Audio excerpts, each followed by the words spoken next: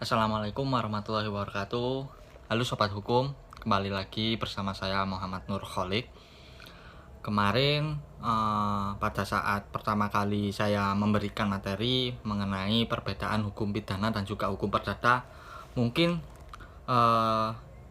saat ini saya akan membahas mengenai ini juga pembahasan yang teman-teman pasti rasakan ketika ada teman yang meminjam uang kepada kita tetapi tidak mengembalikan. Itu kan sering terjadi dan itu pasti membuat risih ataupun ibaratnya ketika kita mau menagih malah orang yang berutang itu lebih kejam. Nah, itu kan sering terjadi toh. Nah, mungkin dari sini saya akan membahas karena memang banyak yang bertanya ataupun berkeluh kesah. Sebenarnya orang yang berutang piutang ini, orang yang mempunyai utang ini bisa dipidana atau enggak sih? Nah, atau masuknya ini sebenarnya di ranah pidana atau perdata. Nah, mungkin ini akan saya bahas lebih lanjut, apakah utang piutang ini bisa dipidanakan atau tidak. Oke, tidak usah berlama-lama, mungkin langsung saja saya bahas. Pada dasarnya boleh seseorang itu melaporkan orang lain ke pihak berwajib atau kepolisian karena tidak membayar utang, karena memang sebenarnya tidak ada ketentuan mengenai larangan tersebut ketika kita mau melaporkan kepada polisi. Tetapi memang membuat laporan kepada polisi itu memang hak setiap orang, tapi belum tentu perkara tersebut dapat naik ke proses pengadilan. Perlu digarisbawahi bahwa pasal 19 ayat 2 Undang-Undang Nomor 39 Tahun 1999 tentang hak asasi manusia itu menjelaskan bahwa tidak seorang pun atas putusan pengadilan boleh dipidana penjara atau kurungan berdasarkan atas alasan ketidakmampuan untuk memenuhi kewajiban dalam perjanjian utang piutang.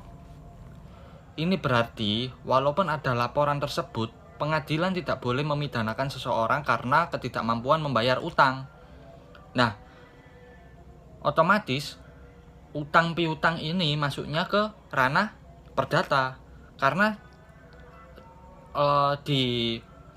ketika dimasukkan ke ranah pidana itu pastinya tidak bisa dilakukan proses pengadilan tersebut karena memang sudah diatur mengenai aturan yang sudah saya jelaskan tersebut. Karena memang prinsipnya utang piutang itu kan terjadi antara pihak A, misal pihak A dengan B. Itu kan yang mana itu bersifat privat, perorangan, bukan yang menyangkut pautkan umum. Itu yang menjadi dasar kalau sebenarnya utang piutang itu masuk ke ranah perdata. Dan juga sudah dijelaskan di pasal 1754 Kitab Undang-Undang Hukum Perdata bahwasanya penerima pinjaman berkewajiban untuk mengembalikan apa yang dipinjamkan dalam jumlah dan keadaan yang sama dan pada waktu yang telah ditentukan tersebut.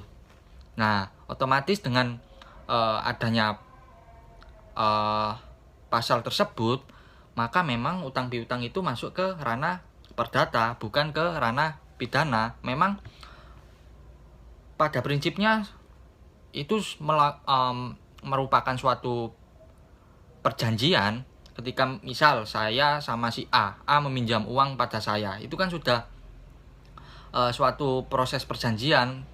Dalam artian A meminjam uang saya kepada saya, kemudian nanti pengembaliannya, jangka waktunya dan lain-lainnya sudah ditentukan. Itu kan sudah proses perjanjian dan yang mana sudah saya jelaskan di materi sebelumnya mengenai perbedaan hukum pidana dan juga hukum perdata, bahwasanya perjanjian itu masuk ke ranah perdata bukan ke ranah pidana. Karena memang saya seringkali mendapati ataupun mendengar bahwa permasalahan utang piutang itu yang tidak dapat diselesaikan secara musyawarah ataupun secara ketika kita sudah meminta pengembalian atau peminjaman yang sudah kita pinjamkan kepada orang, itu kan ngeselin juga kan. Dalam artian sudah waktunya membayar atau mengembalikan utang kita tetapi tidak dikembalikan, itu seringkali saya seringkali itu dimasukkan ke ranah pidana. Dalam artian banyak laporan-laporan ke kepolisian itu utang piutang malah dimasukkan ke ranah pidana, yang mana itu seringkali itu disangkut pautkan dengan pasal 372 dan juga 378 mengenai pidana penggelapan dan juga penipuan. Padahal substansinya saja sudah berbeda. Substansi dari tindak pidana penggelapan dan tindak pidana penipuan itu kan sangat berbeda sekali dengan perjanjian utang piutang. Karena memang untuk dapat diproses secara pidana harus ada perbuatan atau actu reus dan niat jahat mens rea. Dalam terpenuhinya unsur-unsur pasal pidana tersebut, otomatis ya tidak bisa ketika utang piutang itu dimasukkan ke atau dilaporkan ke ranah pidana, karena memang itu sebenarnya sudah ranah keperdataan. Ya, mungkin itu sih penjelasan singkat dari saya. Mungkin nanti selanjutnya saya akan membahas mengenai